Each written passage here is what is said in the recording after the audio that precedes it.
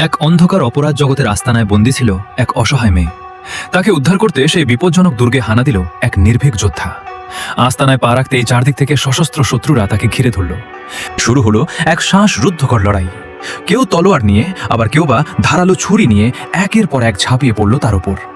কিন্তু সেই যোদ্ধা তার নিখুঁত মার্শাল আর্টস ও ক্ষিপ্র গতির কাছে কাউকেই টিকতে দিল না। শূন্যে লাফিয়ে উঠে একের পর এক লাথি আর নিখুঁত হাতের কোপে সে শত্রুদের পরাস্ত করতে লাগলো।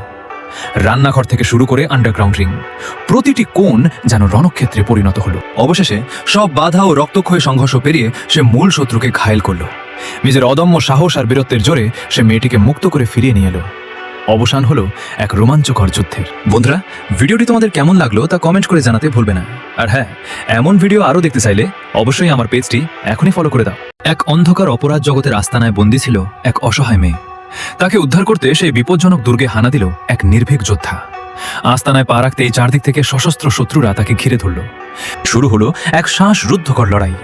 কেউ তলোয়ার নিয়ে, আবার কেউ বা ধারালো ছুরি নিয়ে একের পর এক ঝাঁপিয়ে পড়ল তার উপর। কিন্তু সেই যোদ্ধা তার নিখুঁত মার্শাল আর্টস ও ক্ষিপ্র গতির কাছে কাউকেই টিকতে দিল না। শূন্যে লাফিয়ে উঠে একের পর এক লাথি আর নিখুঁত হাতের কোপে সে শত্রুদের পরাস্ত করতে লাগলো। রান্নাঘর থেকে শুরু করে আন্ডারগ্রাউন্ড রিং, প্রতিটি কোণ যেন রণক্ষেত্রে পরিণত হলো। অবশেষে সব বাধা ও রক্তক্ষয়ী সংঘর্ষ পেরিয়ে সে মূল শত্রুকে ঘায়েল করল। নিজের অদম্য সাহস আর বীরত্বের জোরে সে মেয়েটিকে মুক্ত করে ফিরিয়ে নিয়ে এলো। অবসান হলো এক রোমাঞ্চকর যুদ্ধের। বন্ধুরা, ভিডিওটি তোমাদের কেমন লাগলো তা কমেন্ট করে জানাতে ভুলবে না। আর হ্যাঁ, এমন ভিডিও আরও দেখতে চাইলে অবশ্যই আমার পেজটি এখনই ফলো করে দাও।